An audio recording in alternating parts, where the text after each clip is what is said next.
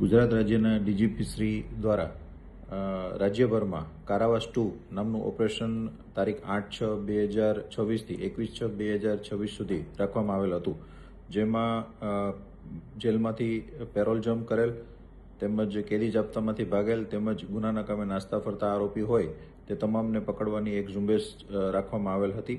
જે દરમિયાન રાજકોટ ગ્રામ્ય જિલ્લામાં પણ આની કામગીરી થયેલ છે.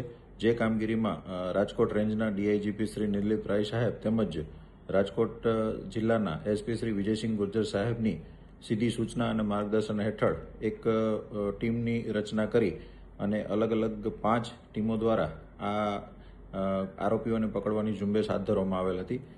અલગ અલગ જિલ્લાના તમામ પોલીસ સ્ટેશનોમાંથી કુલ 18 આરોપીઓને આ ડ્રાઈવ અંતર્ગત પકડવામાં આવેલ છે અને તમામને જે તે પોલીસ સ્ટેશનમાં સોંપવામાં આવેલ છે.